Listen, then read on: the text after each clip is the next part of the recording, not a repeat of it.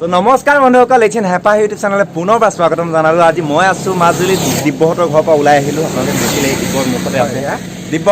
আজি তুমি মোক চাগে নতুন এখন ঠাই দেখুৱাবা। আমি আপোনাক মাজুলী অৰঙে দৰঙে দেখাম মানে গোটেইখিনি মাজুলী আচলতে নিৰ্দিষ্ট কৰি নকওঁ যে আমুকতে লৈ যাম বুলি। লগত মোৰ এই বন্ধু আমি প্ৰতীক্ষ গোটেইকেইজন গোট খাই লৈছোঁ। আমি গোটেইকেইজনে তেখেতক আজি যিমানখিনি পাৰোঁ নিশ্চয় মানে একেদিনতে মানে আজি ব্লগটো জুই হ'ব চাগে ন? আমি আশা কৰিছোঁ। হয় হয় হয়। তাকে বন্ধুসকল এই মানে মজাটো ল'বৰ কাৰণে মাজুলী অৰঙে দৰঙে যিটো মজা এই মজাটো ল'বলৈ স্কিপ নকৰাকৈ চাই থাকক এইখন হেপা।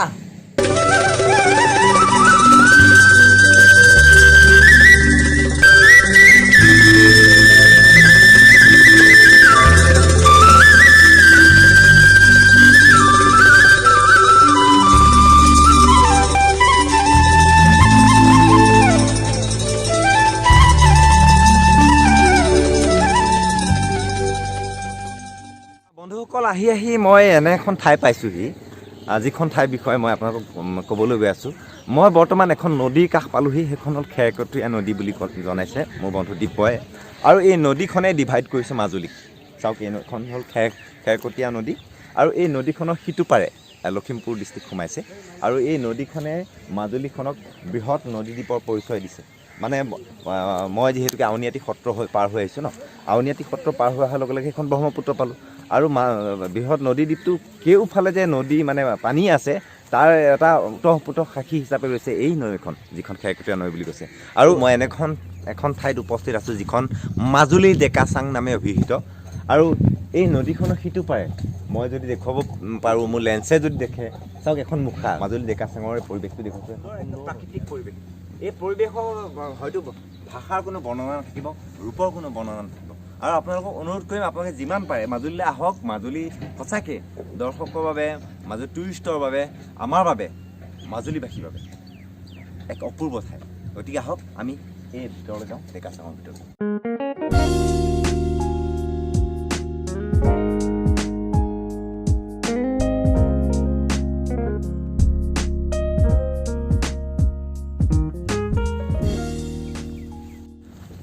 আৰু মই জানিব পৰা মতে স্বত্বাধিকাৰ কৌশিকনাথৰ তত্বাৱধানত গঢ় লৈ উঠা ডেকাচাংখনৰ সঁচাকৈ অভূতপূৰ্ব, খুব সুন্দৰ এক পৰিৱেশ। আৰু বিভিন্ন ধৰণৰ কাৰুকাৰ্যৰে ইয়াক যেন সজাই পৰাই তুলিছে এই ডেকাচাংখন। চাওক বিভিন্ন প্ৰকৃতিৰ বাঁহৰ লগতে ফুল আৰু মাজুলীৰ মুখাশিল্প তথা মৃন্ময় মূৰ্তি, সেই তাৰ চানেকিও ইয়াত দেখা পোৱা যায়। আৰু এয়াই হ'ল মাজুলীৰ ডেকাচাং। বন্ধু আহি আছে আমাৰ লক্ষ্য ব্ৰজেননাথ আৰু মই যে দিব্য আছোঁ। তাকে আমি যিমানখিনি পাৰোঁ। আৰু মই এইখিনিতে আৰু এটা কৈ থওঁ, লক্ষ্য, দিব্য আৰু বজেন এওঁলোকৰ অবিহনে চাগে আজি মাজুলী এনেকৈ ঘূৰোৱাটো একদম অৰঙে দৰঙে গলিয়ে গলিয়ে ঘূৰাটো সম্ভৱ নহ'লে। পুনৰবাৰ তোমালোকক বহুত বহুত ধন্যবাদ, শুভেচ্ছা, শুভকামনা দিলোঁ। হেপা চাই থাকক, হেপা ছাবস্ক্ৰাইব কৰক। আৰু মাজুলীলৈ সকলোকে আমি নিমন্ত্ৰণ জনাইছোঁ ন। সুন্দৰ, খুব সুন্দৰ পৰিৱেশটো দেখুৱাইছোঁ।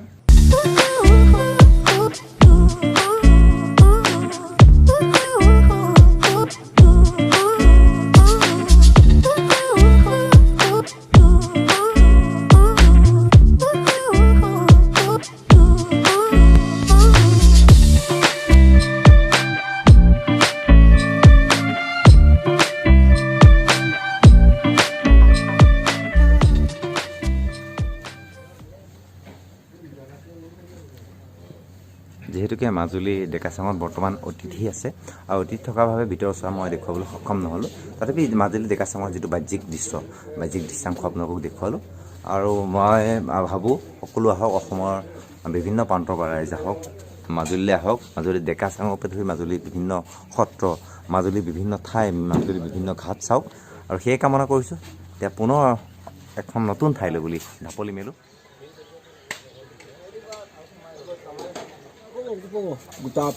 এয়া মাছ লৈছোঁ আজি, যিহেতুকে মাজুলী অৰঙে দৰঙে চাই আছে ইতিমধ্যে। আৰু আজি মোক দিব্যই নতুন ঠাইলৈ লৈ গৈ আছে ভাত খুৱাব। গতিকে ভাত খোৱা ৰূপচন্দা দি ভাত খাম। এই মাছ লৈছে দিব্যই। বন্ধুসকল বৰ্তমান মই আছোঁ মাজুলীৰে বাগগাঁও নামৰ এখন ঠাইত। কুঁহিয়াৰ কাঠি আছে চাওক।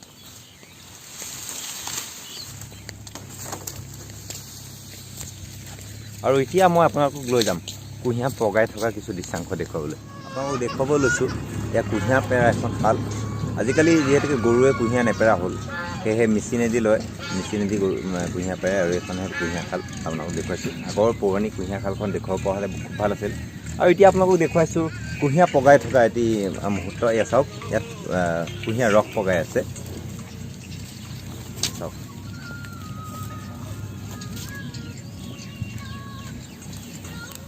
আৰু কুঁহিয়াৰ পগাই থকা এই দাদাজনৰ পৰাই মই জানিব বিচাৰিম, দাদা ইয়াত কেইটিংমান ৰস ঢালে বাৰু? 18 টিং ন? 18 টিং ৰস ধৰক ইয়াত যদি পগাই মিঠৈ কিমানমান হৈ যায়? মানে গুড় 2.5 টিং মিঠৈ হৈ যায় নহয়? আপোনাৰ নামটো কি বুলি ক'লে? মাধুৰ্য বৰা। কিমান দিন হ'ল কুঁহিয়াৰ খেতি কৰা? মোটামুটি আপোনাৰ 8-9 বছৰ। হয়, লাভজনক নে বাৰু কুঁহিয়াৰ খেতিটো? হয় হয় হয়, মানে আমাৰ অসমীয়াতে কয় বোলে 7 পু কি 6 পু 6 নাতি তেহে কৰিবা কুঁহিয়াৰ খেতি, এনেকুৱা এটা ডাকৰ বচন আমি শুনিবলৈ পাওঁ। আচলতে কুঁহিয়াৰ খেতিটো বোলে যথেষ্ট কষ্টকৰ খেতি, কিন্তু এই খেতিটো বহুতে কষ্টৰ বাবে হওক, বিভিন্ন ঠাইত বিভিন্ন সুবিধাৰ বাবে হওক প্ৰায় সকলোৱে বাদ দিয়া হৈছে। কিন্তু আজিও যে ইয়াতে কুঁহিয়াৰ খেতিটো কৰি আছে, মই আপোনালোকক ইতিমধ্যে দেখাইছোঁ কুঁহিয়াৰ খেতিৰ যিটো দৃশ্যাংশ।